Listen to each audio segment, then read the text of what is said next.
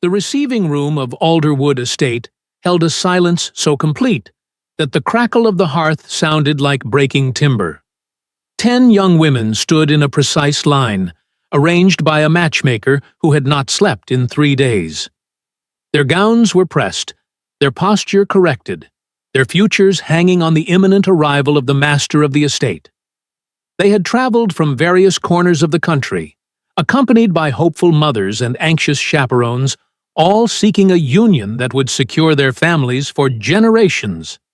Gideon Ashworth, the vampire king of the Northern Territories, walked through the heavy double doors without making a single sound.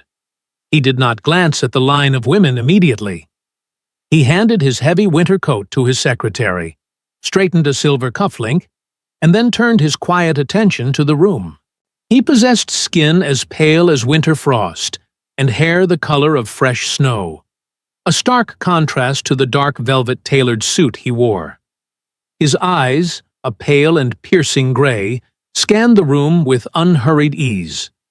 He walked past the first woman, who offered a practiced, trembling smile. He walked past the second, and the third, his expression remaining entirely neutral. By the time he reached the end of the line, the tension in the room had caused the matchmaker to grip her ledger with white knuckles. Gideon stopped. He was not looking at the candidates. He was looking past the heavy velvet curtains, toward a shadowed corner near the unlit side of the grand parlor. In that corner sat a young woman on a low wooden stool. Maeve Linley had her back partially turned to the grand display, a needle and thread in her hands as she repaired the torn lace of her youngest cousin's skirt. She had not been formally introduced. She was not a candidate for the selection. She wore a simple charcoal dress, faded at the seams, and her dark hair was pinned back without any particular care. A smudge of dark ink stained her left thumb from copying travel schedules earlier that morning.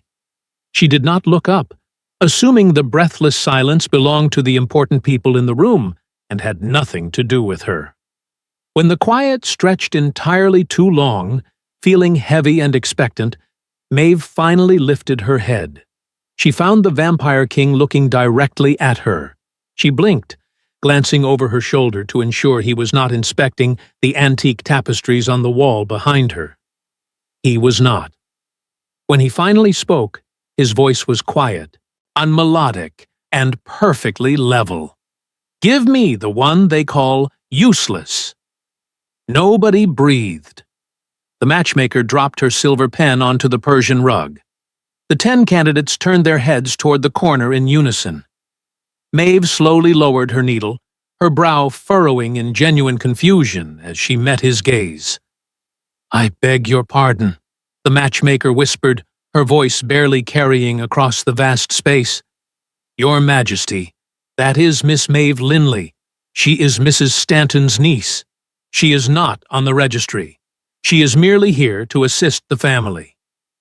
"Bring her forward," Gideon said. It was a simple instruction, holding no malice, but it cracked the carefully planned morning wide open. Thomas Gable, the king's mortal secretary, had spent weeks organizing this event, alphabetizing names and memorizing lineages. None of it mattered now, and the immortal ruler had ignored the registry entirely to point at a girl sitting in the shadows. Maeve stood up, brushing a loose thread from her skirt, looking around the room as if searching for someone to explain the misunderstanding. Mrs. Penelope Stanton, a woman of sharp angles and sharper ambitions, stepped out of the chaperone line and positioned herself between the king and her niece. "Your Majesty," Mrs. Stanton said, her tone strained but strictly polite, "I must clarify. My niece is here in a supporting capacity. I have 3 daughters who were properly presented through the correct channels. Daphne is a gifted pianist. Flora manages our household accounts. Beatrice is widely considered the most graceful girl in our county." Gideon waited for her to finish speaking. He was polite in the way ancient beings often were, possessing a patience born of living through centuries of human conversation. "Where is Miss Linley from?" he asked smoothly. Mrs. Stanton paused, clearly thrown by the unexpected question. Frostford, Your Majesty. As I said, she has no fortune, no establishment, and no particular talents to offer a court. Frostford, Gideon repeated, the name settling into the quiet room like a falling leaf. Maeve stepped forward then, her voice steady despite the dozens of eyes fixed upon her. Your Majesty, my aunt is correct. I am not a candidate. I am here because my cousin caught her hem on a carriage door. You repaired the hem, Gideon noted, his pale eyes tracking her movement. And earlier this morning, I saw you fix the broken clasp on your aunt's traveling cloak in the entrance hall. You came to Alderwood Estate to mend things. Maeve kept her chin level, refusing to shrink under his intense focus. I came to be useful. Something flickered in the king's pale gray eyes, a quiet recognition that no one else in the room could decipher. Clear the room, he instructed his secretary. That single sentence caused more chaos than his first declaration. Mrs. Stanton inhaled sharply, while the 10 candidates murmured in urgent, distressed tones. The matchmaker stepped forward, her face pale. Your Majesty, a private meeting with an unchaperoned young woman is entirely outside the bounds of the selection process, the matchmaker protested, clutching her notebook. It would cause a significant scandal. Then you may stay, Gideon told her without turning his head. Everyone else, leave. Mrs. Sue Stanton gave Maeve a look of profound confusion and lingering anger before gathering her 3 daughters and marching toward the heavy doors. The other families followed, their whispers filling the corridor outside, questioning the king's sanity and the girl's origins. As the heavy oak doors clicked shut, only 3 people remained in the grand receiving room. The winter wind pressed against the tall glass windows of Alderwood Estate, an old manor nestled deep within the snow-covered forests of Vermont. Inside the receiving room, the fire popped in the hearth, casting long, wavering shadows across the floorboards. The matchmaker, Mrs. Finch, took a seat by the window, holding her notebook to her chest as if it could protect her from the sudden shift in reality. Maeve stood in the center of the room, her hands folded over her charcoal skirt. The ink stain on her thumb felt inexplicably prominent under the bright light of the chandeliers. Gideon Ashworth moved toward one of the high-backed velvet chairs near the fire. He sat down, folding his pale hands in his lap, completely at ease in the quiet space. He looked at Maeve, and she looked back. She did not lower her eyes, though her heart was maintaining a steady, anxious rhythm against her ribs. He was centuries old, a ruler who had seen empires rise and fall. Yet he sat there observing her with the simple curiosity of a man trying to understand a complex puzzle. He did not demand deference, nor did he attempt to intimidate her with his presence. Your name was mentioned to me 5 months ago, Gideon said, his voice breaking the silence without shattering it. During the autumn floods in Frostford. Do you remember that evening? Maeve thought back to the relentless rain, the swelling river, and the chaos in the town square. I was there, she answered carefully. A section of the wooden bridge had given way under the current. A merchant's cart was stuck in the mud, and the horses were panicking as the water rose. Most of the townspeople were standing on the high ground, shouting for someone else to do something to help. You did not stay on the high ground, he observed, leaning slightly forward. My captain of the guard was passing through the town on an errand. He watched the event unfold from the tree line. He reported that while the others argued about whose responsibility it was, you waded into the freezing mud. You unhitched the heavy leather leads and guided the horses to the bank before the rest of the bridge collapsed. He paused, letting the memory sit between them. He also noted that the merchant thanked the local authorities for their quick response, and no one thanked you. Maeve looked down at her hands, feeling a strange warmth bloom in her chest. The horses were frightened, she said simply. Someone had to unhitch them, and the water was rising too fast to wait for a committee to decide who that should be. I only did what the situation required. The king tilted his head slightly, his white hair catching the firelight. "My captain called you useful," he said. "That is how I learned your name. And when I walked into this room today, I heard two noble women near the back of the line whispering. They referred to you as the useless niece, and they said you were not worth considering."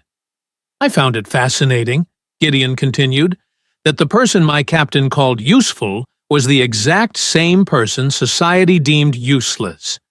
I wanted to see which assessment was true. Maeve looked at him, her initial confusion settling into a quiet, steady resolve. "And is this public display the manner in which you intend to find out? By clearing a room and making me the subject of every rumor in the county? Would you have preferred I send a polite letter?" he asked, a faint trace of amusement in his tone. "I would have preferred not to be pointed at," she replied. Gideon fell silent for a moment, contemplating her directness. "Fair," he said. She had not expected him to concede the point so easily. "I apologize for the method," he added, "but not for the intent behind it." Maeve rubbed the ink stain on her thumb. It was stubborn, requiring soap and warm water to fully fade. She had gotten it while copying a list of dietary restrictions for the estate kitchen because her aunt had forgotten to do so. "What exactly do you want from me?" she asked, wanting to understand the boundaries of this strange interaction. "I want to speak with you again," he answered. "Not in a formal setting with a matchmaker documenting our conversation. I want to spend the next 3 days having genuine conversations with you," Gideon said. "I will still meet with the other candidates, as my council expects a selection, but I want to know if what I believe about you is real." Maeve looked toward the window, watching the snow begin to fall over the estate grounds. Her aunt would be furious, her cousins would be resentful, and the other candidates would treat her with suspicion. "All right," she said finally, "but I have conditions." "Whatever we discuss remains private," Maeve stated firmly. "I will not be paraded around as a curiosity. If you decide this was a mistake, you end it quietly, and I return to Frostford without any fuss." Gideon's expression softened, just barely. "Agreed," he said. "And," she added, "you do not tell my aunt about this arrangement until you have made a definitive decision. She will make my life very difficult if she believes there is an advantage to be gained." "Agreed," he repeated. Mrs. Finch cleared her throat from the corner, reminding them both of her presence. "Thank you, Mrs. Finch," Gideon said without turning his head. The matchmaker stood and walked out of the room. "Tomorrow morning," he said, "the winter greenhouse, before breakfast, if you choose to come." He stood and walked past her, leaving the room without waiting for an answer. Maeve stood by the fire for a long time, listening to the logs settle and turn to ash. She picked up her needle and the torn fabric she had left on the stool. The stitches were even and strong. She folded the cloth over her arm and walked out of the room, fully aware that the quiet, invisible life she had known was already coming to an end. The winter greenhouse at Alderwood Estate was a sprawling structure of iron and glass, filled with dormant vines and the heavy scent of damp earth. Maeve arrived just as the morning light began to turn the snow-covered grounds a pale shade of blue.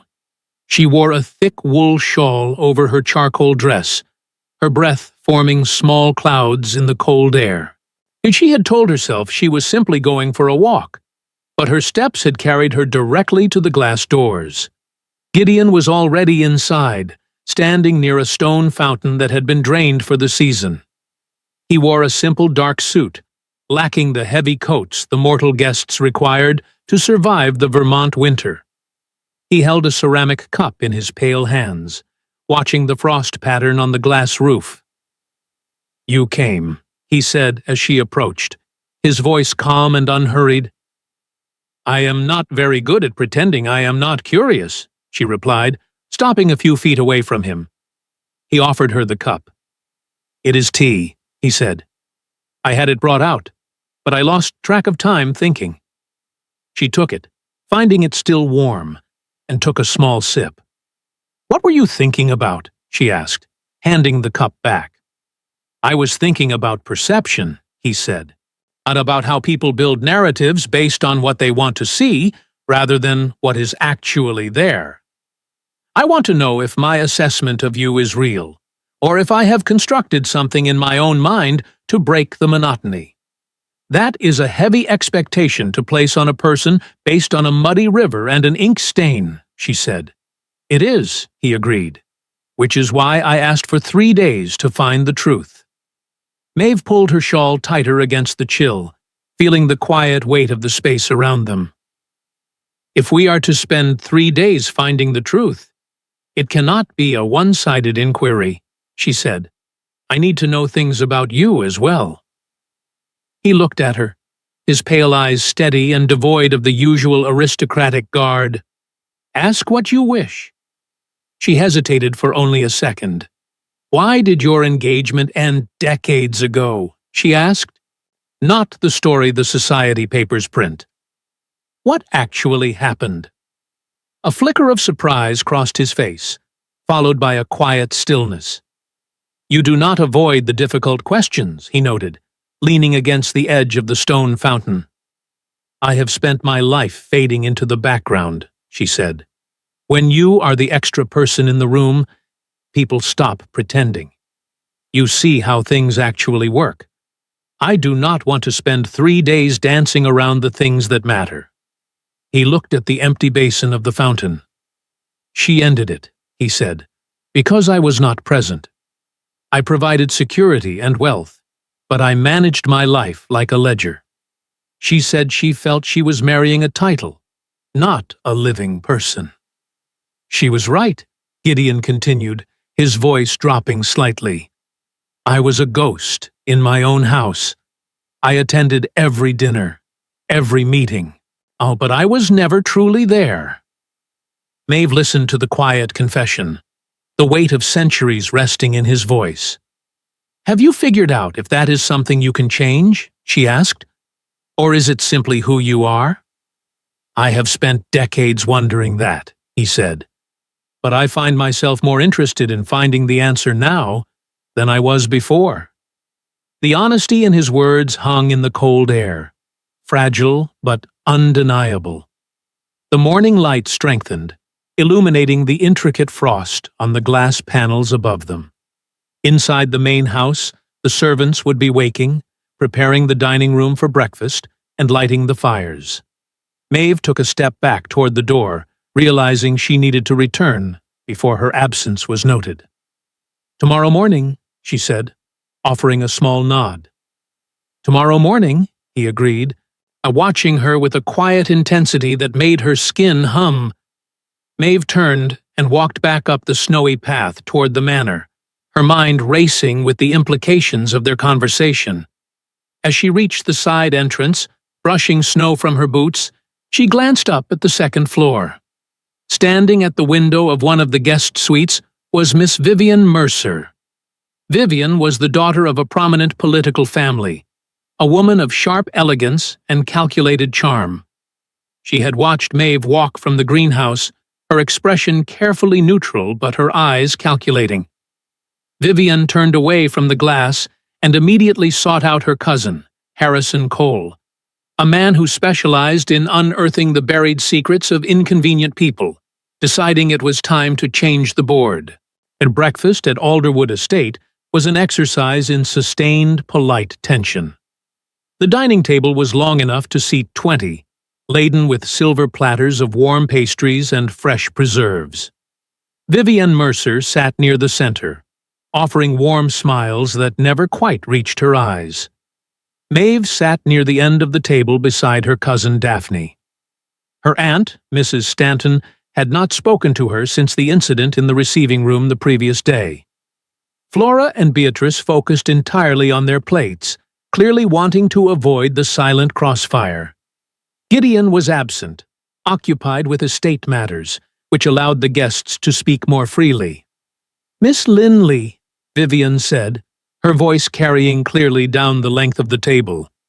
"How are you adjusting to Alderwood Estate? It must be quite a transition from Frostford. And I imagine managing an estate of this size requires a certain level of financial literacy that is difficult to acquire in a small town." The clatter of silverware lessened. Everyone at the table recognized the subtle shift in tone, the polite phrasing that masked a direct challenge. Maeve set down her teacup, meeting Vivian's gaze. "It is a large estate," she said calmly, "but I find the basic principles of management remain the same regardless of scale." Vivian smiled, a gesture that looked entirely practiced and hollow. "How practical?" "My cousin Harrison was recently in Frostford on business. He mentioned a rather unfortunate situation regarding a family property there. Something about an unresolved boundary dispute and a significant unpaid debt attached to an apple orchard. And he said the bank was preparing to take the land by the end of the year. It must be terribly distracting to participate in a selection while your family's home is on the verge of being lost." The dining room went completely silent. Mrs. Stanton stopped breathing. Maeve felt the blood drain from her face, though she did not let her expression change. Her father had taken a loan against the orchard to keep it running before he passed away 2 years ago. The boundary dispute had complicated the value of the land, leaving Maeve to manage a debt that was slowly sinking them. Harrison Cole had found her most pressing vulnerability and handed it to Vivian to use as a weapon. They intended to frame her as a desperate woman seeking the king's wealth to save herself from ruin, stripping away her quiet dignity in front of the court. And the silence stretched, heavy and expectant. Maeve did not look at her aunt, who was undoubtedly pale with shock, as she had kept the severity of the debt hidden from her extended family to spare them the burden. She looked directly at Vivian. "The agricultural realities in Frostford are often complicated, Miss Mercer," Maeve said, her voice steady and clear. "My father did what was necessary to preserve his work. I have managed the situation to the best of my ability. There is no shame in facing a difficult circumstance honestly." Vivian's smile tightened slightly, unhappy with the lack of a breakdown. "Honesty is a wonderful trait," Vivian replied, though one wonders if the king would view hidden financial ruin as a mark of honesty, or a calculated liability. The breakfast concluded shortly after, to the guests dispersing with a nervous energy to discuss the revelation in private sitting rooms. Daphne walked beside Maeve as they left the dining room, her voice a quiet whisper. "They are going to use that against you," Daphne said, her eyes wide with concern. "They want him to think you are a fraud." "I know," Maeve said. She felt a cold knot forming in her stomach. "Which is why I have to tell him the truth before they do." She did not wait for the afternoon. Maeve navigated the long corridors of the manor, heading directly for the king's study in the West Wing. She found Thomas Gable, the secretary, standing outside the door with a stack of ledgers. "Mr. Gable, I need 5 minutes with the king," she said. "It cannot wait." Thomas looked at her, noting the calm determination that masked her underlying anxiety. And he had seen the way the king looked at her, and he knew better than to stand in her way. He nodded once and opened the heavy wooden door. "The king will see you," he said, stepping aside to let her enter the quiet room. The study was a circular room lined with tall bookshelves and maps of the surrounding mountains. A fire burned steadily in the hearth. Gideon stood near a wide desk, reviewing a stack of correspondence. He looked up as Maeve entered, his pale eyes immediately assessing the tension in her posture. "Mr. Gable said it was urgent," he noted, setting down his pen. "It is," Maeve said, stopping a few feet from the desk. "I need to tell you something before someone else frames it in a way that is designed to make you distrust me." I need you to hear the reality plainly." Gideon gave her his full attention, stepping around the desk. "Speak," he said simply. Maeve took a breath. "My father died 2 years ago. He left behind a loan secured against our apple orchard, and a boundary dispute that has complicated the repayment. I have spent the last 2 years trying to manage it, but the bank may foreclose by the end of the winter." She kept her voice even, refusing to let it shake. Harrison Cole found out about it. Vivian Mercer brought it up at breakfast in front of the entire table.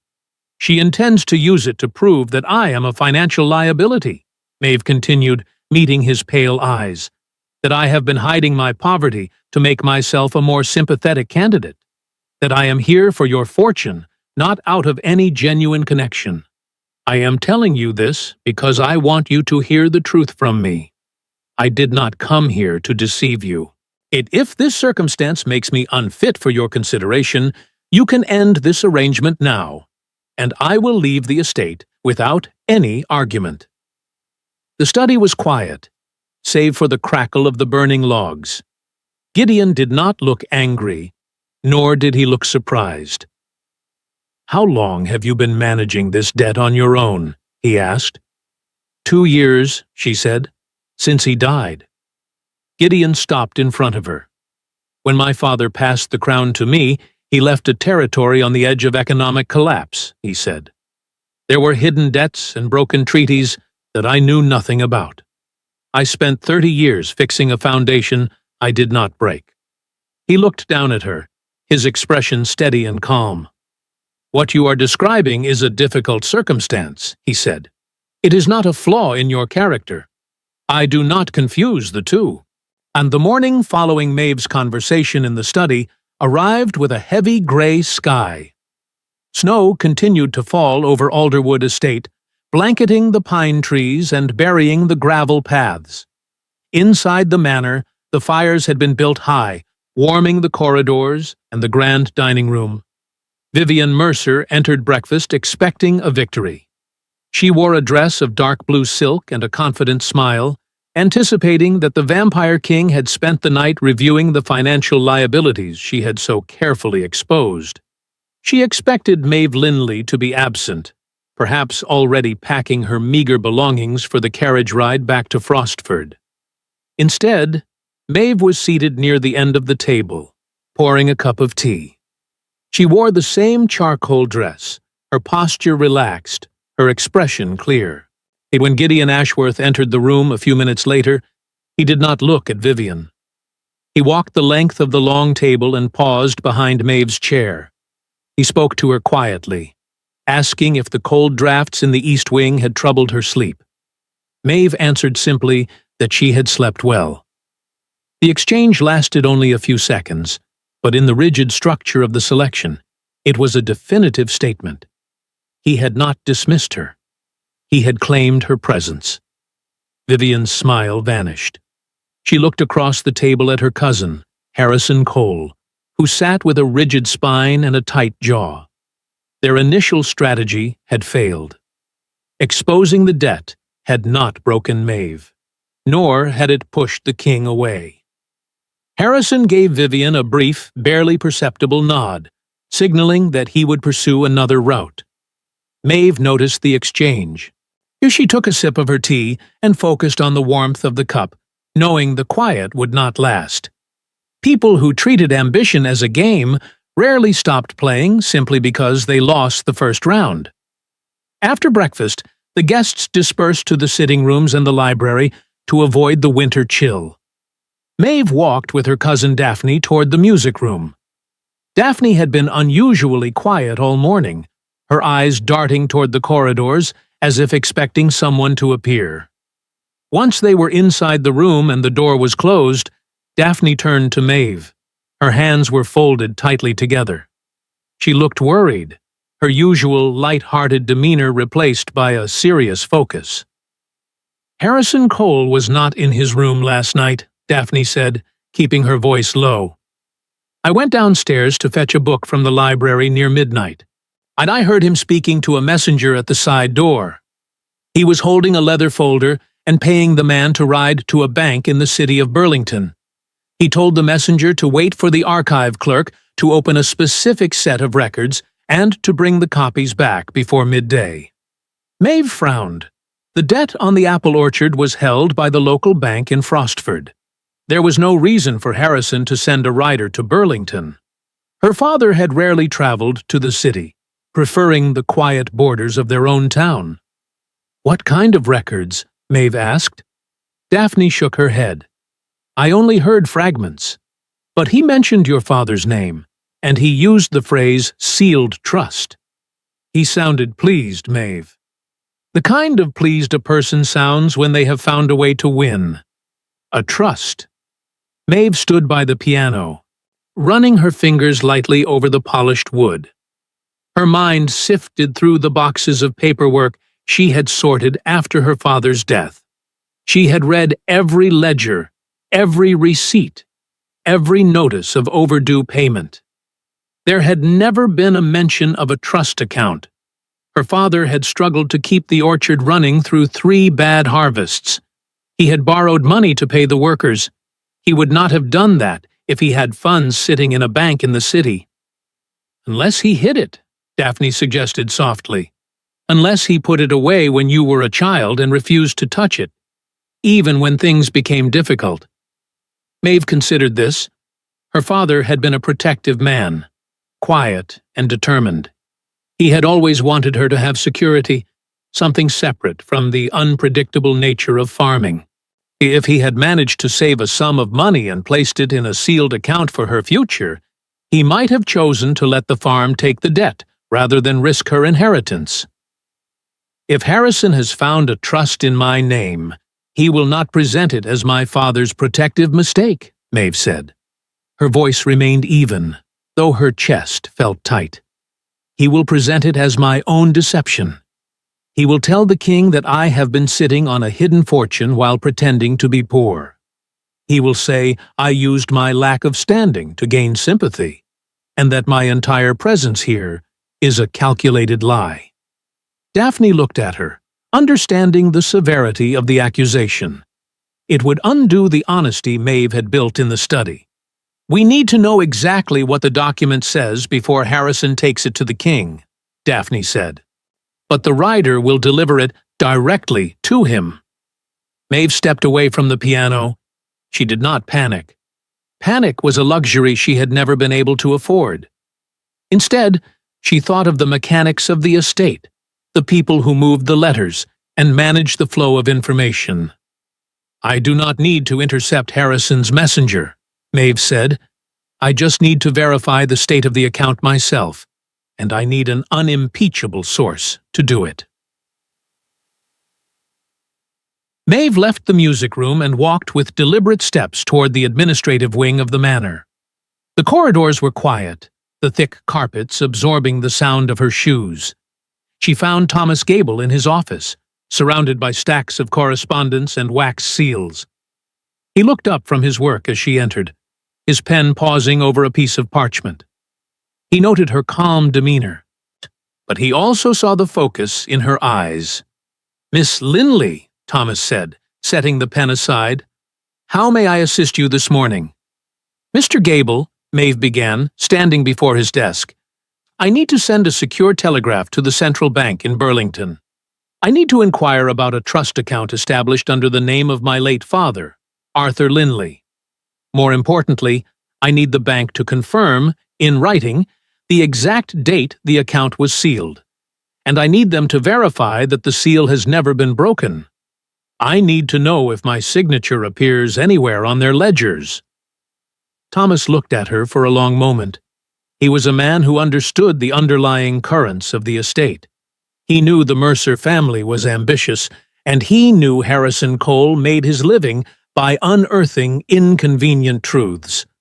"You expect Mr. Cole to present this account to the king today," Thomas stated. It was not a question. "Yes," Maeve said. "He will claim I knew about the money and hid it. I need proof that I have never accessed or acknowledged this account." Thomas stood up. He did not ask her to explain further.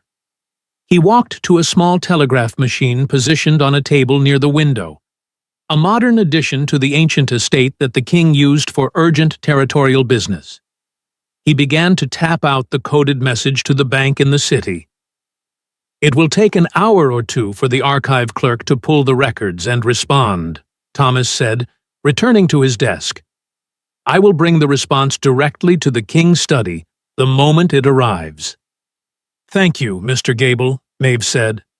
The wait was an exercise in endurance. Maeve returned to the guest wing, sitting in a small reading room where she could watch the front gates through the window. The snow fell steadily. Just past noon, a rider on a dark horse came up the main drive, snow clinging to his coat. He handed a leather pouch to one of the estate footmen. 10 minutes later, Maeve saw Harrison Cole walking down the hallway, the leather pouch in his hand. He knocked on the door of the king's study and entered. Maeve gave them 3 minutes. She stood, smoothed her charcoal skirt, and walked down the corridor. She did not wait for Thomas to arrive. She needed to be in the room when the accusation was made. When she opened the door to the study, Harrison was standing near the desk, pointing to a piece of paper laid out before the king. Gideon stood behind the desk, his pale face unreadable. He looked up as Maeve walked in.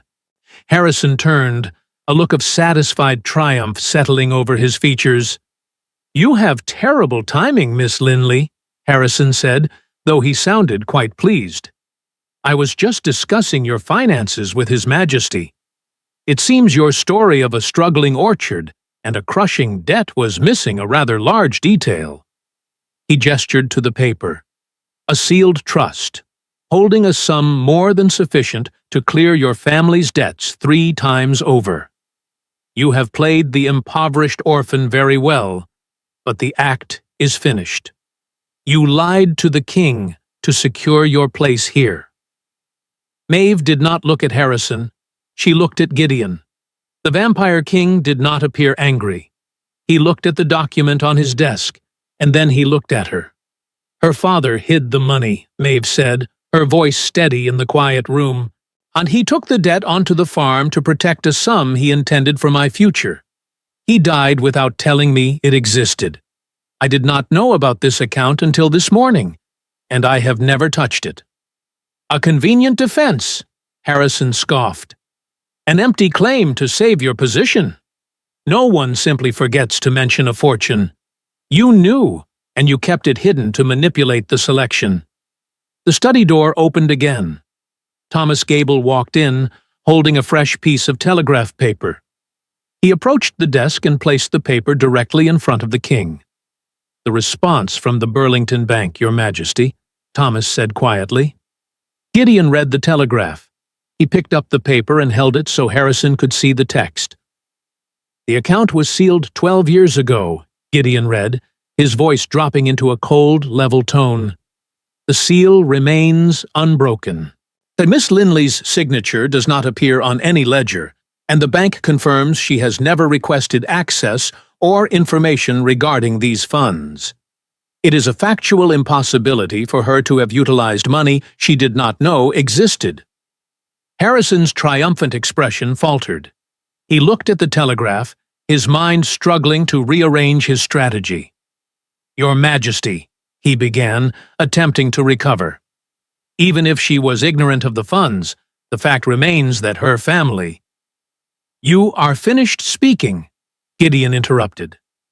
The king did not raise his voice, but the sudden, absolute authority in the room made Harrison step back. "You searched for a weapon to use against a guest in my home," Gideon continued.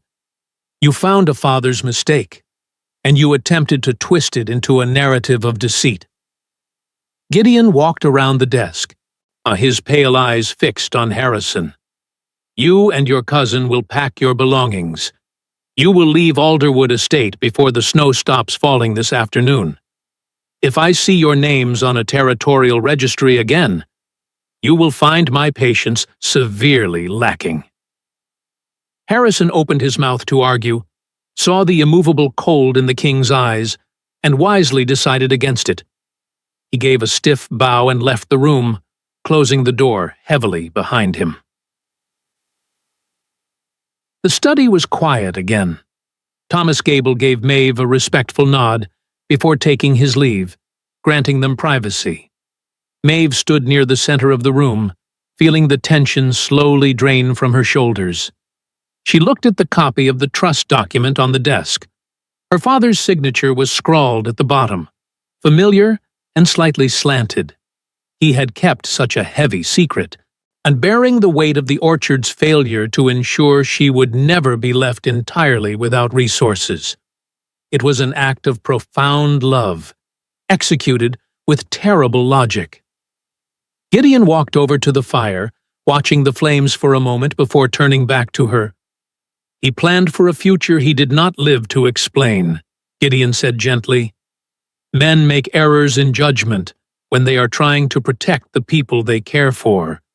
He thought the farm might fail, and he wanted to be certain you would not fall with it. It does not change the truth of what you have endured, nor does it alter the work you did to hold your family together. Maeve crossed the room to stand beside him. The fire warmed the chill that had settled in her hands. I spent 2 years measuring every handful of flour and repairing old clothes so we would not lose the land, she said. I thought we were standing on the edge of ruin. And all this time, the solution was sitting in a vault in the city. She let out a slow breath. It feels strange to realize the struggle was unnecessary. But I cannot be angry with him. He did his best. You did your best as well, Gideon replied. You faced what you believed was a collapsing world, and you did not retreat. You stayed, and you worked. He turned his head to look at her, the pale gray of his eyes reflecting the warm light of the hearth. Harrison believed finding this money would change my view of you. He did not understand that my view was never based on your poverty or your wealth. It was based on your character.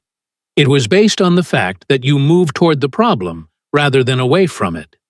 The evening meal was notably smaller, and Vivienne Mercer and Harrison Cole had departed in a hired carriage just as the sun began to set, leaving behind a ripple of quiet speculation among the remaining families. Mrs. Stanton sat at the table, her posture less rigid than it had been all week. She watched Maeve throughout the dinner, observing the quiet respect the estate staff afforded her niece, and the steady, unbothered way the king spoke to her. The matchmaker, Mrs. Finch, took notes with a resigned expression, sensing her carefully curated list of brides had become entirely obsolete. After dinner, Mrs. Stanton asked Maeve to join her in the small parlor. The aunt sat on a velvet sofa, folding her hands in her lap. She looked older than she usually allowed herself to appear. "Maeve," she began, her tone devoid of its usual sharp edge, "and I brought you here to mend hems and carry bags. I allowed my daughters to treat you as a servant because it was convenient, and because I thought it was a fair exchange for the roof over your head." Maeve sat in the chair opposite her. She did not offer a polite dismissal of the behavior. She waited for her aunt to finish. "I was wrong," Mrs. Stanton said clearly. "I watched you face Vivienne Mercer yesterday, and I watched you remain steady today when half the house was waiting for you to fall. You have a strength that I failed to recognize. I do not expect you to forget how things were, but I want you to know that I see you differently now. You have earned your place." "I accept your words, Aunt Penelope," Maeve said. She did not offer false warmth, but she offered peace. It was enough. Later that evening, Gideon found Maeve in the library, and he walked into the quiet room and closed the doors. He did not sit across from her.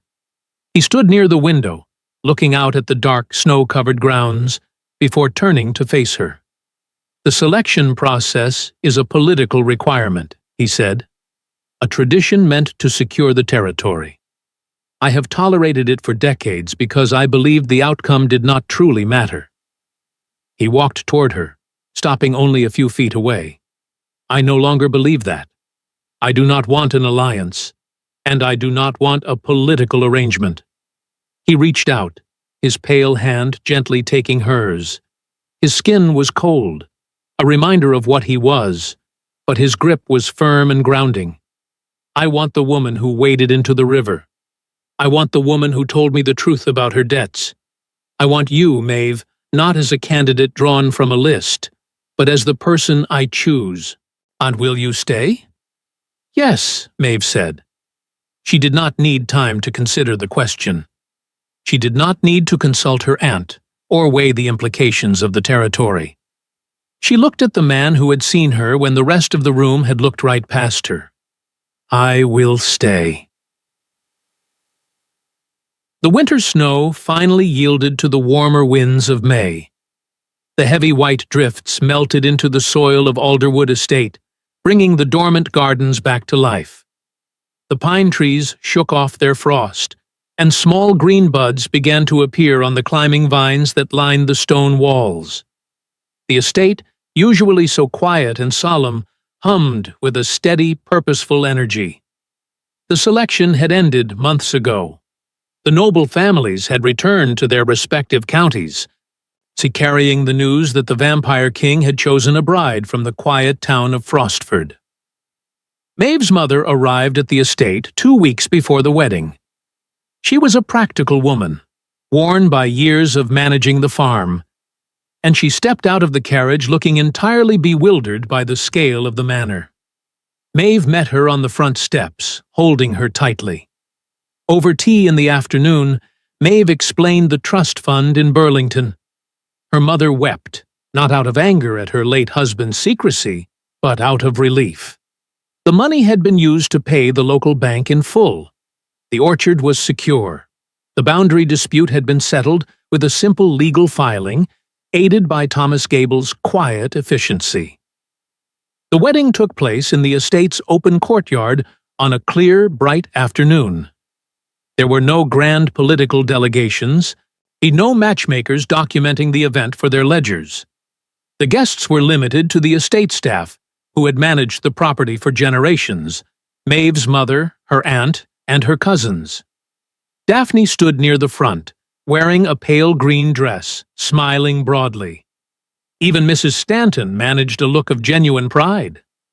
Maeve wore a simple gown of ivory silk, unadorned by heavy jewels or complex lace. Her dark hair was pinned up loosely, catching the afternoon breeze. As she walked down the stone path toward the ancient archway, she felt a profound sense of calm. She was not stepping into a role she had to pretend to fit. She was simply walking toward the man who waited for her. Gideon wore a dark suit, his white hair catching the sunlight. His pale eyes were fixed on her, steady and present. He was not managing a territory in his mind. He was entirely there, in the moment, with her. The ceremony was brief. The spoken vows were old, carrying the weight of the centuries Gideon had lived. But they felt new in the quiet courtyard. When he took her hands, his touch was no longer just a cold reminder of his nature. It was a familiar comfort.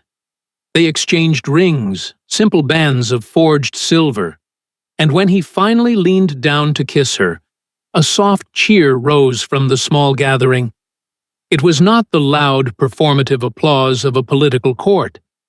It was the honest joy of people who recognized a true partnership.